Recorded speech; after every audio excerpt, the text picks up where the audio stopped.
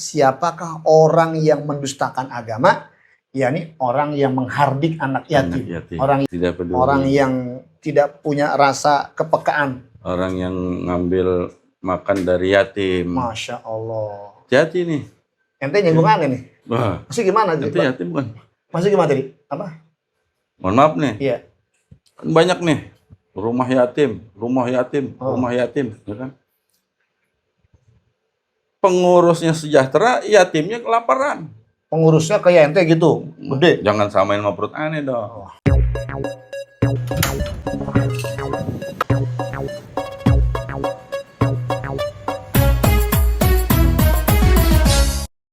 Bismillahirrahmanirrahim. Assalamualaikum warahmatullahi wabarakatuh. Ketemu lagi dengan saya, Barista Kece, di channel Kopinya Kece, Dakwah Bari Ngopi.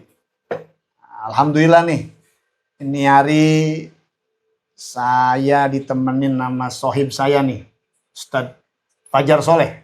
Assalamualaikum. Waalaikumsalam. Ustadz, yuk kopinya dicobain dulu, Vietnam Drip nih. Bismillahirrahmanirrahim.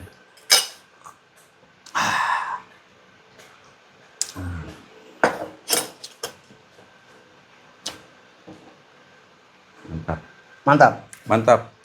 Ngomong-ngomong masalah Muharram nih. Ini sekarang kita masih berada di bulan Muharram. Bulan yang mulia. Bulan yang diagungkan.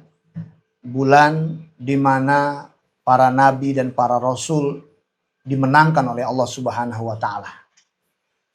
Ini bulan yang menjadi awal tahun baru Islam. Ini dahsyat ini. Ini kalau kita mau ngamalin amalan yang sekiranya pas sesuai dengan sunnah yang dianjurin, kira-kira amalan apa yang harus kita lakukan di bulan Muharram ini, di bulan yang mulia, agar kita mendapatkan keutamaan. Baik. Bulan Muharram itu adalah bulan yang dimuliakan Allah Subhanahu wa taala, sebagaimana firman Allah Subhanahu wa taala dalam surat At-Taubah ayat 36. Allah firmankan, A'udzubillahi minasyaitonirrajim. Inna 'iddatasy syuhuri 'indallahi 12 syahran fi kitabillahi yauma khalaqas samawati wal arda minha arba'atun hurum.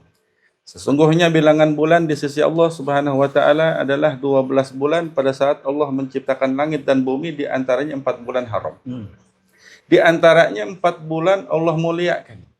Zulqa'dah, Zulhijjah, Muharram. 3 bulan berurutan, 1 bulan terpisah, bulan Rajab.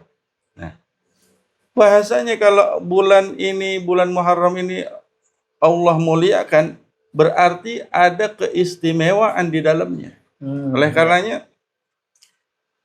jangan sampai kita lewatkan bulan Muharram ini dengan sia-sia. Banyak amalan-amalan yang dianjurkan, yang disunnahkan, yang kita kerjakan di bulan Muharram. Di antaranya ada puasa sunnah, ada puasa Tasu'a, dan puasa Asyura. Ya. Puasa Tasu'a tanggal 9 Muharram, puasa Asyura di tanggal 10 Muharram. Ya.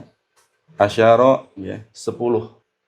Oh, ini jadi yang berdasarkan hadis Nabi, sebaik-baiknya puasa setelah Ramadan adalah puasa di bulan Muharram. Bulan Muharram. Jadi tadi tanggal 9 sama tanggal 10. Jadi puasa Tasu'a sama puasa Asyura. Ya.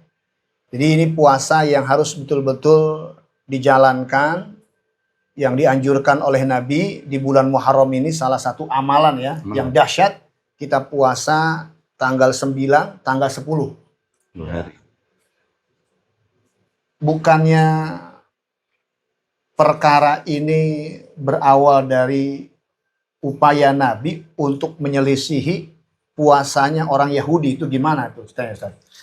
Jadi ada kisah suatu ketika baginda Rasul Shallallahu Alaihi Wasallam mendatangi para sahabat. Rasulullah bertanya, wahai para sahabat, sedang apa itu orang-orang Yahudi di 10 Muharram? Kata sahabat, ya Rasulullah, orang-orang Yahudi 10 Muharram dia pada puasa. Kenapa dia puasa? Kita lebih berhak dari orang Yahudi. Karena 10 Muharram itu Allah selamatkan Nabi Musa dari kejaran Fir'aun. Nah, makanya umat Yahudi ya itu merayakannya, bersyukurnya dengan berpuasa. Kata Nabi Sallallahu Alaihi Wasallam, kita lebih berhak umat Islam daripada mereka. Gitu. Akhirnya Nabi mengatakan kepada para sahabat, ya, kita puasa di tahun yang akan datang untuk membedakan antara puasanya umat Islam dan Yahudi. Kita puasa Tasu'a dan Asyura.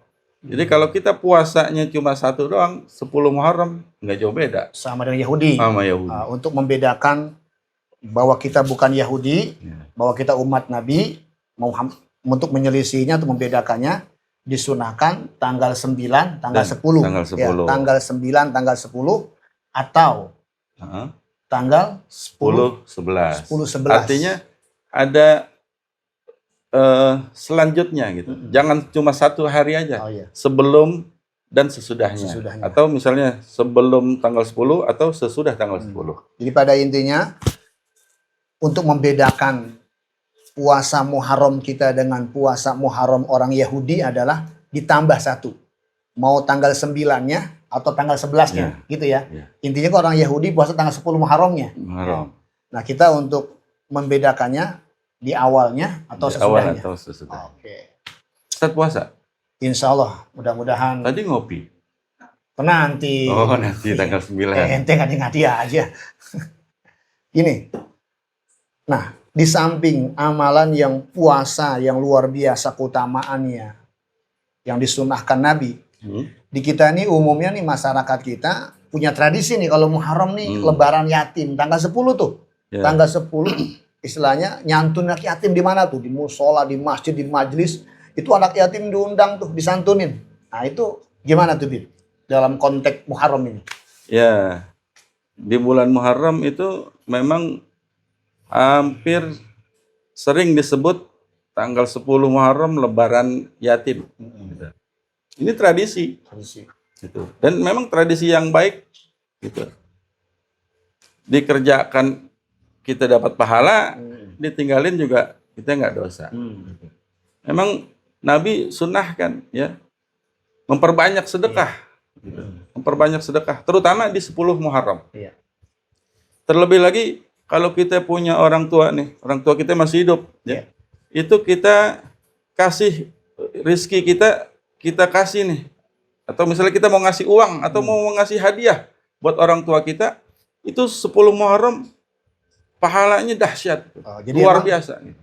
Muharram ini juga di samping kita puasa, kita disunahkan juga untuk memperbanyak sedekah, memperluas, memperbanyak sedekah. Memperbanyak sedekah. Jadi bagi-bagi rezeki. Bagi-bagi rezeki. Bagi-bagi kopi. Wah, ini aneh bagi. Bagi-bagi kopi dah. Keutamaan kita nyantunin yatim, keutamaan kita istilahnya ngebahagiain anak yatim tuh gimana, Bib? Rasulullah ngajarin kalau ada anak yatim, ya, santunin, ya, kita kasih hadiah, ya, kita usap tuh palanya. Rasul nyontoin diusap palanya. Diusap doang, Bib? Diusap, jangan usap doang loh. Apa? Ya, nyantunin kagak. Anak yatim pada kemari, diusap palanya tuh, nyantunin kagak, jangan. Ya. Bukan aja Nabi ngusap doang, enggak? Nabi ngusap. Ngusap? Ya. Terus? Tapi Nabi mendoakan. Gitu. Nabi mendoakan, ya. Dan Nabi juga ngasih hadiah. Ngasih hadiah. Iya. Oh iya. Bahasa santunan itu kan bisa berupa ada yang ngasih uang, ngasih hadiah, ngasih sembako atau apalah. Ya intinya kita jangan sampai termasuk orang yang mendustakan agama. Ya.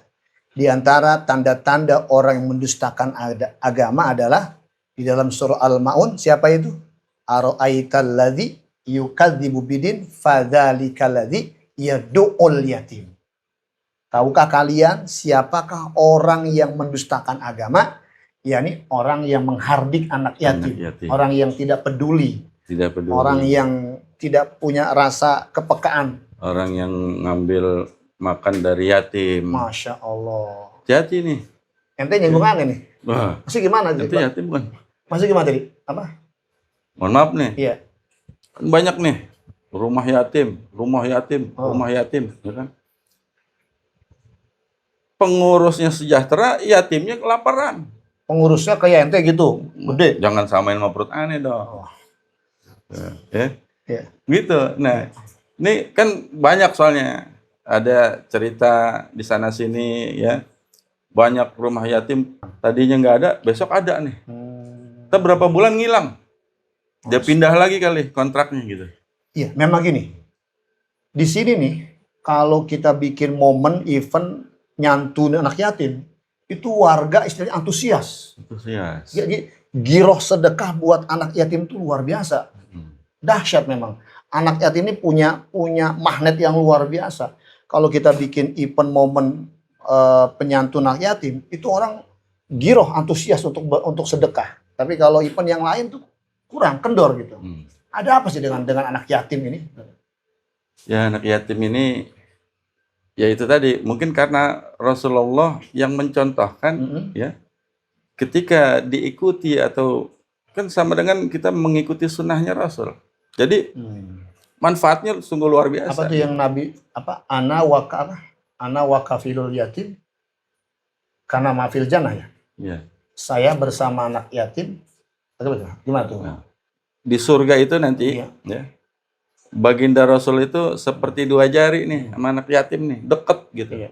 Makanya kalau kita pengen apa yang kata Rasul tadi bilang, kalau kita pengen masuk surga ya, terus kita jadi yatim. Bukan. Artinya cintailah anak-anak yatim. Jangan kita menelantarkan. Kalau bisa jangan santunin anaknya.